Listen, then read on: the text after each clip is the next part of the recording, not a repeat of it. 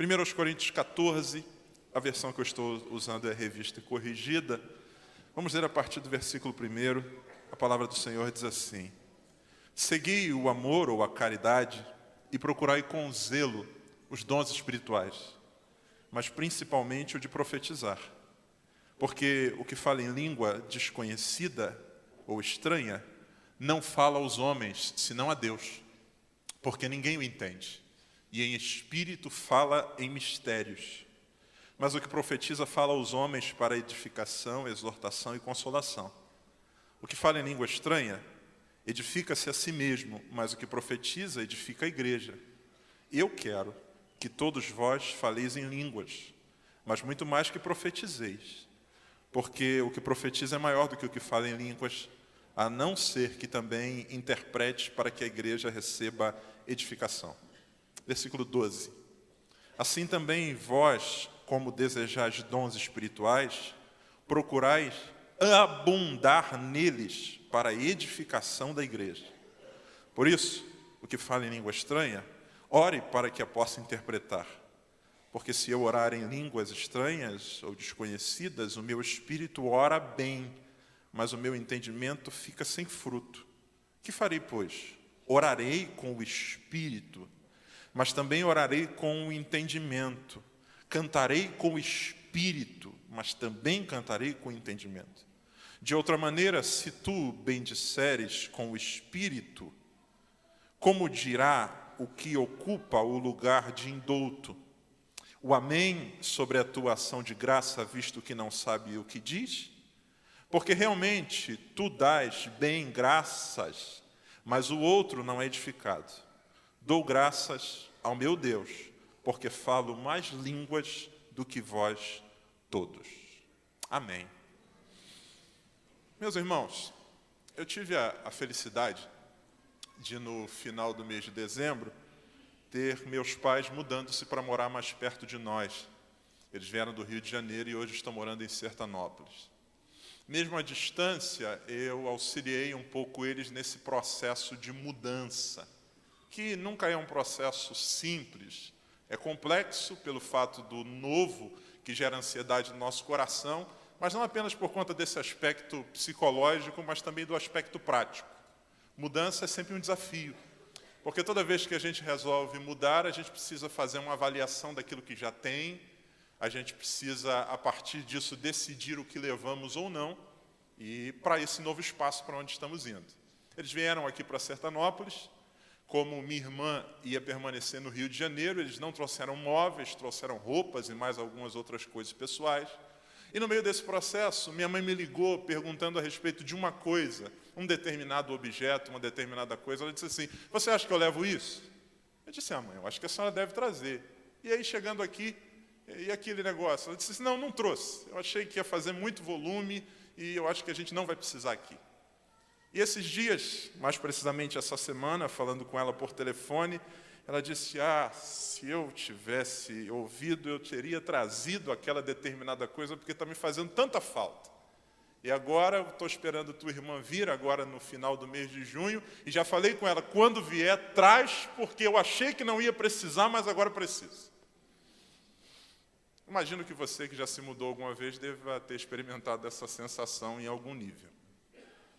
Nós, como igreja, e aqui falo da nossa denominação, da Assembleia de Deus, nós estamos num processo de mudança, de renovação. Isso é perceptível para todos que caminham nessa igreja há mais tempo.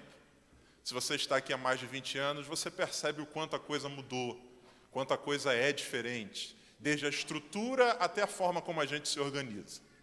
O objetivo de todo aquele que promove a mudança sempre é, ou deve ser, melhorar. E nós estamos nesse processo. Uma das coisas que provocou ou que gerou mudança na nossa igreja é o despertar para o estudo teológico. Aquilo que durante algum tempo foi algo que faltou, e aí ouça com muita atenção, por favor, meça bem as minhas palavras. Quando eu digo faltar, não era por falta de interesse, mas até por condições dos nossos pioneiros. Hoje é ofertado em maior abundância. É uma preocupação muito grande, um incentivo nesse sentido, para que a gente estude, para que a gente se aprimore. E nesse processo de estudo, de um mergulhar mais profundo no campo da teologia, isso ajudou para que a gente fizesse algumas análises. Dentre elas, aquilo que a Bíblia de fato afirma como doutrina e outras coisas que nós entendemos que são valiosas, que fazem parte da nossa estrutura, mas que nós não podemos chamar de doutrina. São costumes, tem a ver com a nossa realidade, tem a ver com um determinado contexto, tem a ver com um tempo. Porém, uma coisa me preocupa, é que nesse processo de mudança, nesse processo de aprimorar-se, nós, muitas vezes, fazemos ou cometemos o mesmo erro da minha mamãe e de muitos que aqui estão. Nós querendo, ou a gente querendo ir para um lugar diferente, a gente faz uma seleção daquilo que a gente acredita que de fato seja importante. Então, como igreja, nós fazemos esse processo de, beleza, o que a gente pode agora aprimorar para esse novo ano que está começando, para esse novo ciclo da igreja, para esse novo tempo. E nesse processo de mudança, a gente vai trazendo aquilo que acha valioso. Mas algumas vezes cometemos o erro de julgar que alguma coisa não seja tão importante para esse determinado contexto. A gente diz assim, eu acho que para esse momento eu não vou precisar disso não. Eu acho, vamos para Londrina. Londrina eu ouvi falar que é quente, então não precisa levar esse casaco, não. A gente acredita que para esse novo espaço, algumas coisas são não tão valiosas assim. Porém, no exercício do dia a dia, a gente começa a perceber o quanto elas nos fazem falta. Eu queria hoje, baseado nesse pensamento e nesse diagnóstico, convidar vocês para nós olharmos para esse texto de 1 Coríntios 14.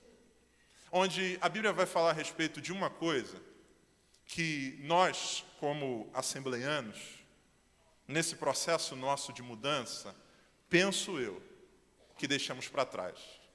Ou acreditamos que não seja tão importante assim para o momento que nós estamos vivendo. Do que eu quero falar hoje? Que é o que Paulo trata nesse capítulo 14, do falar em línguas, do batismo, ou como nós chamamos, do batismo com o Espírito Santo. Na nossa caminhada, nós algumas vezes acreditamos que isso de fato não é tão importante assim. Até porque o mau uso dessa bênção concedida por Deus à igreja nos expõe. Nós durante muito tempo fomos conhecidos como os canelas de fogo, os pentecostais, o pessoal do manto, o pessoal do mistério. Basta você abrir hoje a internet que você vai ver uma série de paródias, de sátiras, de stand-ups, que trabalham ou que, de forma jocosa, expõem esse excesso no que diz respeito aos dons ou à utilização, inclusive do falar em línguas. O excesso nos expõe. Mas ouça o que eu vou dizer a você. Se o excesso nos expõe, a falta nos desconfigura. Se o excesso é ruim, a falta vai contra aquilo que é a nossa base. Nós não somos pentecostais porque fomos fundados por Daniel Berg.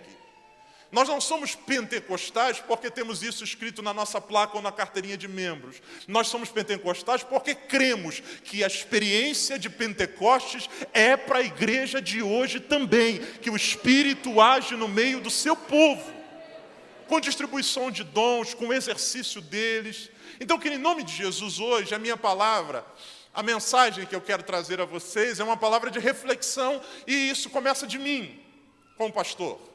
E eu quero provocar isso para toda a igreja. Será que nós não deixamos numa caixa guardada alguma coisa que é muito valioso para a nossa caminhada enquanto igreja? Será? Será que nós não estamos relegando a um nível de doutrina inferior alguma coisa que é tão abençoador para a igreja? Essa é a minha provocação e meu convite para nós essa noite. Quando Paulo escreve aos Coríntios, nessa primeira carta, não apenas do capítulo 14, mas em toda a carta, ele está escrevendo para uma igreja que vive um processo muito grande de desorganização. Não é à toa que uma das ênfases dele é o fato de que o culto e de que a vida da igreja deve caminhar por dois limiares, ordem e decência. E são coisas que faltam na igreja de Corinto. O que a igreja de Corinto despreza ou desconhece é a realidade de que organismo e organização precisam conviver ou podem conviver juntos. Na igreja de Corinto, o que nós temos? Nós temos aparentemente um organismo pulsante, vivo. A forma como o apóstolo Paulo fala deixa para nós claro a ideia de que o culto era quase impossível. Enquanto alguém fala, 300 outros, ou sei lá quantos outros falam em língua ao mesmo tempo. Enquanto um fala em línguas, o outro profetiza. E uma verdadeira loucura. A ceia deles é motivo de censura do apóstolo Paulo, ao ponto do apóstolo Paulo dizer, se vocês continuarem desse jeito, vocês estão se reunindo não para a vida, mas para a condenação. O que a igreja de Corinto não discernia é que organização e organismo podem conviver juntos. E, na verdade, quando convivem juntos, isso é benéfico. Olhe para o corpo humano, olhe para você, olhe para mim. Nós temos aqui organismo, vida, sangue, células, movimentos acontecendo o tempo inteiro no nosso corpo, mas esses movimentos de vida estão sendo subjugados ou tratados, ou, para ser redundante, organizados por um processo de organização. O pé está no lugar certo, o sangue caminha numa determinada direção, a gente tem a respiração, os movimentos peristálticos que seguem uma determinada frequência, o coração bate num determinado ritmo. Essa organização não mata o organismo. Muito pelo contrário, é o que lhe confere vida de fato. Um câncer, de maneira bem simplória, e eu tenho médicos aqui me ouvindo, é um crescimento desorganizado de células. Quando fogem da organização, ao invés de resultar em vida, resultam em morte. Os irmãos de Corinto acreditavam que a organização mataria o organismo. O nosso problema é que eu penso que hoje a gente acha que o organismo vai matar a organização. Nós seguimos para o outro extremo. Nós nos tornamos tão formais, nós nos tornamos tão organizados, nós construímos uma estrutura e uma liturgia que, ao nosso ver, é tão perfeita que o Espírito Santo passa a ser para nós um problema. Porque se alguém começa a profetizar, vai quebrar todo o esquema que a gente montou. Porque se alguém resolve se levantar em profecia, meu Deus, aí a gente vai ter que atrasar e a gente vai terminar mais tarde do que deveria. Se alguém é batizado com o Espírito Santo e perde o controle do seu corpo, tomado pela emoção, a gente diz, o que a gente vai fazer com esse irmão? Então nós seguimos para o outro extremo. Se em Corinto falta organização, em nós, parece que nós estamos sufocando o organismo com os nossos métodos. Então eu queria, em nome de Jesus, hoje provocar, nós fazemos uma reflexão profunda nesse sentido. Ela não termina aqui. Nós temos aqui na igreja vários pastores que são mestres na palavra e que podem com mais detalhe aprofundar isso que eu estou fazendo hoje, mas eu quero, em nome de Jesus, que a gente saia daqui hoje repensando isso como igreja. Será que nós não estamos renegando? Será que nós não estamos colocando num espaço de inferioridade algo que é extremamente importante para a nossa vida enquanto corpo de Cristo? Falar em línguas. Primeiro, o que é falar em línguas? 1 Coríntios 14, versículo 2. Põe para mim, por favor. Olha o que o apóstolo Paulo diz. Porque o que fala em língua desconhecida ou estranha, não fala aos homens, senão a Deus, porque ninguém o entende, e em espírito fala mistérios. Falar em línguas é um exercício espiritual. Quem fala em língua não fala aos homens. E aqui talvez esteja uma das coisas que fez com que a gente, de alguma maneira, temesse esse movimento ou não desfrutasse disso. Porque muita gente acredita que o falar em línguas é uma exibição de sua espiritualidade. Vou falar em línguas agora, porque se eu soltar uma rajada de língua estranha aqui como pregador, todo mundo vai dizer, esse homem está cheio do Espírito Santo. Alguns, inclusive, que quando percebem que a plateia não está tão reativa, se utilizam do falar em línguas como um instrumento para provocar esse fogo no meio da igreja. Fogo estranho. Porque a Bíblia diz que o que fala em línguas fala com Deus. Fala em mistérios com o Senhor. Falar em línguas é um exercício espiritual que é impossível de ser explicado, porque a Bíblia diz que ele acontece numa dimensão do espírito para com o espírito. E ele se utiliza de uma linguagem que a Bíblia chama de mistérios. Então não tem como explicar. Eu não tenho como descrever como de fato isso se processa, porque o meu espírito, falando com o Espírito de Deus, é oração em espírito.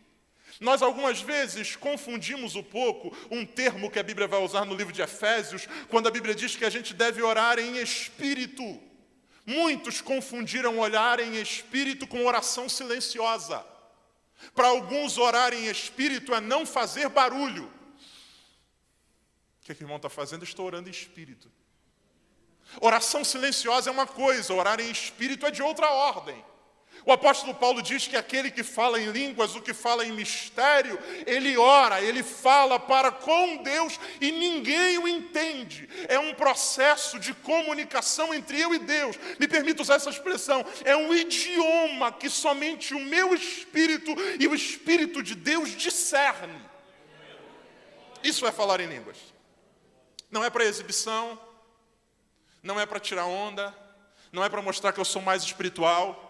É para acrescentar, somar e, como o apóstolo Paulo diz, edificar a minha vida espiritual. Esse é o propósito. Como se recebe ou como se exercita isso? Nós cremos que a experiência do batismo com o Espírito Santo é real. O que está descrito em Atos dos Apóstolos, capítulo de número 2, nós cremos como verdade para nós. Nós cremos que os discípulos estavam reunidos no mesmo lugar sob a ordem de Jesus. Ele disse: permaneçam em Jerusalém até que do alto vocês sejam revestidos de poder. E a Bíblia diz que enquanto eles estavam ali, o Espírito Santo veio. Um vento veemente e impetuoso encheu toda a casa onde estavam assentados. E como evidência, pousaram línguas repartidas como de fogo, e eles começaram a falar em outras línguas conforme o Espírito lhes concedia que falassem. Nós acreditamos que isso não é apenas um fato histórico. Nós acreditamos que isso não é apenas um evento referencial. Nós acreditamos que essa é uma experiência que Jesus disse que daria àqueles primeiros crentes e que está disponível para nós hoje. Para que serve o batismo com o Espírito Santo? Porque essa talvez seja a grande pergunta. Alguém talvez diga: pastor, esse negócio de batismo com o Espírito Santo é tão sem graça. A gente recebe e a gente começa a falar um monte de língua que ninguém entende e só isso. Precisa. O capítulo 14, versículo de número 2, diz que não fala aos homens, fala a Deus em espírito e em mistérios. Versículo 14, põe para mim, por favor. Porque se eu orar em língua desconhecida, o meu espírito ora bem, mas o meu entendimento fica sem fruto. Nós normalmente nos apegamos à última parte desse versículo. Como eu não entendo, teoricamente, não faz sentido. Só que Paulo diz: embora o meu entendimento fique sem fruto, embora eu não tenha domínio total daquilo que estou produzindo enquanto fala, enquanto oração, ele diz que na dimensão do Espírito isso é proveitoso. Ele diz: o entendimento fica sem fruto, mas o meu espírito ora bem. Não se esqueçam do que a Bíblia vai dizer, que nós não sabemos orar. Nós acreditamos que uma boa oração é aquela que é feita com as palavras melhores que podem ser escolhidas. A Bíblia diz que a gente não sabe orar como convém, mas o Espírito nos ajuda. Então Paulo diz: orar bem numa determinada dimensão é esse orar no Espírito. É para edificação. Versículo 15, por favor. Que farei, pois? O apóstolo Paulo diz: eu orarei com o Espírito. Observe. Ele traz essas duas dimensões do entendimento e também dessa dimensão profunda do Espírito para conviverem juntas. Ele diz: o que eu vou fazer? Porque se as línguas, a Bíblia diz, o Espírito diz que são relevantes, mas eu não entendo, ele diz: eu vou fazer o seguinte, eu vou orar no Espírito. Eu vou fazer isso, eu vou buscar isso, mas também eu vou orar com entendimento. O Espírito Santo não é uma possessão louca que tira a gente completamente do eixo. Eu já vi gente andando na rua, falando em língua estranha 24 horas por dia. O cara compra em língua estranha, negocia em língua estranha, conversa em língua estranha, vende em língua estranha. Não é por aí, não é nessa dimensão. O apóstolo Paulo diz: eu vou orar com entendimento. Eu vou orar com entendimento. Existem momentos que as palavras da minha oração serão minhas, serão fruto do meu coração, será fruto da minha emoção, será fruto do meu raciocínio, mas ele diz: eu sei que preciso orar com entendimento, mas eu não posso desprezar que é uma dimensão que eu também quero viver. Orarei com entendimento, mas também orarei com espírito. Uma coisa não anula a outra.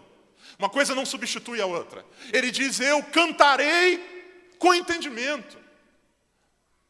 Eu não sei se você já viveu isso, mas eu já tive a oportunidade de presenciar pessoas cantando cânticos espirituais, cantando em línguas.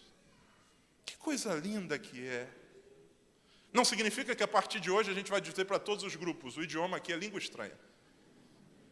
Então a gente vai cantar o hino do manto do mistério. Não. Cantaremos com entendimento. Cantaremos em português. Cantaremos numa língua conhecida. E antes de cantar faremos uma análise da letra. E faremos tudo isso. E comporemos músicas lindas. Mas também vamos nos entregar de tal maneira que em algum momento a gente possa também cantar no Espírito. A gente possa sair desse controle e a gente possa deixar que o nosso Espírito fale com o Espírito do nosso Senhor. É o que o apóstolo Paulo diz, edifica a si mesmo.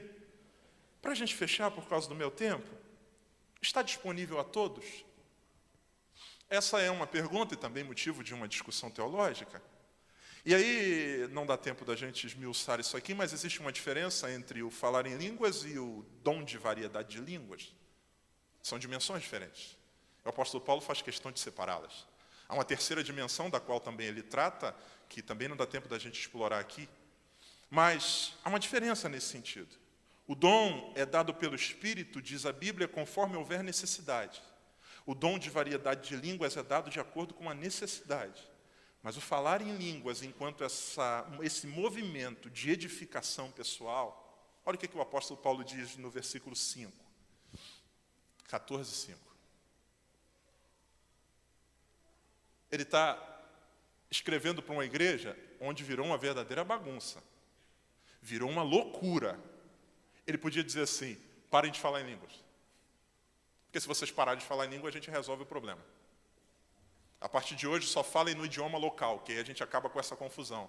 Ele diz assim, e eu quero que todos vós faleis o quê? Em línguas. Ele está dizendo, não deixe que isso se perca. É preciso organização, é preciso sobriedade, é preciso seriedade, é preciso que a gente deixe de ser menino. Mas, por favor, não sejamos velhos ranzinzas. Põe para mim, por favor, o último texto, Marcos 16 e 17. Marcos 16 e 17. Palavras de Jesus. E estes sinais seguirão aos que crerem. Ele diz que é sinal. Quem está dizendo isso é Jesus. E segue aqueles que creem. Em meu nome o que farão? Expulsarão o quê? Quantos creem que isso é necessidade? Amém? Mas ele não para por aí. Ele diz, falarão em novas? O mesmo Espírito que capacita para que a gente tenha poder sobre toda a hoste infernal, é o Espírito que também nos chama a viver essa dimensão. Falarão em novas línguas. É isso que Jesus disse. A pergunta que talvez fique é a seguinte, pastor, quem não é batizado com o Espírito Santo, que ainda não fala em línguas, está salvo? Claro, lógico e evidente. A Bíblia diz que a condição para ser salvo é crer. A Bíblia diz aquele que crer e for batizado, e aí está se referindo a esse batismo enquanto confissão pública de sua decisão de fé em Cristo, está salvo. Só existe um porém. Quando Jesus fala aos discípulos a respeito da descida do Espírito Santo, ele usa um termo que para mim é fascinante. Ele diz assim, e recebereis poder. Há uma outra versão que diz, e vocês serão revestidos de poder do Espírito. Eu posso continuar vivendo a minha vida cristã tranquilamente, estarei no céu, se eu não for batizado com o Espírito Santo, se eu não buscar isso para a minha vida. Vou encontrar você no céu, meu irmão, com certeza. Bendito seja Deus por isso. Sabe por quê? Porque o que nos veste é o sangue de Jesus. O sangue de Jesus é que, como o que acontece lá profeticamente O proto-evangelho que está lá no livro de Gênesis, é esse cordeiro que foi morto, que nos cobre da nossa vergonha, nos santifica. João vai dizer no Apocalipse que benditos são aqueles que lavaram as suas vestes no sangue do cordeiro. O sangue do cordeiro, o sacrifício de Cristo é o que me veste. E para entrar no céu eu preciso apenas estar vestido. Se eu tirar esse paletó aqui, eu estou vestido. Sim ou não? Estou nu? Estou nu? Gordo eu estou, com certeza, mas nu não. Estou nu? Não. Posso entrar em qualquer lugar? Posso. Estarei abrigado do frio? Sim. Estou impossibilitado de ir? Não, estou vestido. O sangue de Jesus me veste. E com essas vestes brancas eu posso comparecer diante de Deus e naquele dia ser chamado de seu filho e ouvir: vinde benditos de meu Pai. Só que Jesus diz assim: eu tenho um negócio a mais para vocês. Vocês podem ser revestidos.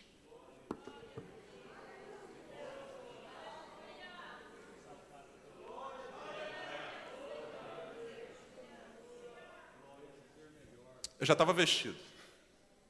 Eu já estava coberto. Eu já estava legal. Eu já sabia que Jesus era Senhor, eu já ia para o céu. Mas se a Bíblia diz que tem mais alguma coisa disponível para mim, eu quero ser revestido em nome de Jesus. Em nome de Jesus, meu irmão. Em nome de Jesus. Vamos buscar isso. Em nome de Jesus. Vamos buscar. Ouça com muita atenção. O batismo com o Espírito Santo, para nós, assembleanos, nós o classificamos como evidência. Porém, não é só evidência. Falar em línguas não pode ser só evidência. Falar em línguas precisa ser vivência. Vivência. Não é apenas uma experiência que eu tenho para ser obreiro. Agora eu fui batizado com o Espírito Santo, eu posso ser obreiro. E tem gente que há anos não ora mais em línguas. É vivência. É algo que eu devo buscar em Deus. Dizer: Senhor, se o Senhor tem isso disponível, eu quero experimentar. Talvez você que esteja aqui me ouvindo essa noite diga: pastor, eu tenho dificuldade de crer nisso. Então, por gentileza, faça o que eu lhe digo. Comece a orar a partir de hoje por isso. E diga ao Senhor: Senhor, se esse negócio existe, me faz experimentar. Se não existe, tira da minha cabeça. Mas busque com favor, diga: se isso está disponível em ti, eu quero. E eu tenho certeza que o Espírito Santo vai fazer você viver alguma coisa diferente em nome de Jesus. Nós precisamos despertar para isso, irmãos. Porque na busca por ser uma igreja contemporânea, na busca por ser uma igreja que dialogue melhor com esse mundo, nós não podemos esquecer que a Bíblia diz que entre nós tem uma coisa que a gente não pode mudar. A Bíblia diz que verão a diferença entre o que serve a Deus e o que não serve. Há valores em nós que são completamente diferentes desse mundo. Como pregador do Evangelho, eu me esforço todos os dias por ter a linguagem mais facilitada para que as pessoas entendam. Mas como servo de Deus, eu sei que o Espírito Santo, quando deseja, me toma numa língua que eu nem sei o que é, para minha edificação. Eu não estou no controle o tempo inteiro. O Espírito Santo de Deus age no meio do seu povo. Eu queria pedir a você que ficasse de pé agora, por gentileza. Vamos orar. Vamos orar. Feche seus olhos. Talvez você nunca tenha despertado para isso. Talvez você nunca tenha ouvido uma mensagem sobre isso. Talvez isso seja uma coisa que você ouviu dos seus pais. Talvez isso seja uma coisa que você até acha estranho. Talvez você já viu até gente aqui na igreja falando em línguas, mas isso nunca foi despertado no seu coração enquanto uma coisa para você. Eu quero, em nome de Jesus, orar. Não é uma coisa que a igreja dá, é o Espírito que faz. Mas a Bíblia diz que a gente deve buscar. A gente deve almejar. A gente deve desejar. A gente deve procurar com zelo. Eu queria que você orasse agora. E talvez você já tenha, inclusive, buscado isso há algum tempo. Mas como não viveu, você desanimou. E talvez a pergunta que o seu coração tenha feito nos últimos tempos é: para que serve isso? Eu não preciso disso. Sem isso, você será salvo. Mas tudo aquilo que Deus tem para mim, eu quero. Tudo aquilo que Deus tem para mim, eu quero. Se o Senhor disse que está disponível, eu quero provar disso em nome de Jesus. Nessa oração, peço ao Senhor, Senhor, se isso está disponível, vem, Jesus, e me batiza. Não para que os outros vejam, mas para que eu descubra o que é, Pai. Eu não quero me exibir com isso. Eu não quero fazer disso um motivo para parecer que eu sou mais espiritual. Se a tua palavra diz que quem ora em línguas ora em mistério contigo, eu quero orar ao Senhor assim. Vamos orar? Comece a orar aí você. Peça ao Senhor. Se há muito tempo você não ora em línguas, em nome de Jesus, peça renovo do Espírito Santo.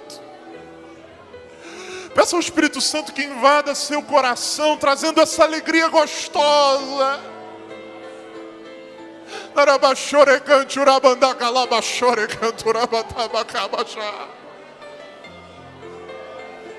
Oh Deus, eis aqui o teu povo, Senhor. A palavra é tua, o Espírito é teu, então faz o que o Senhor quiser fazer.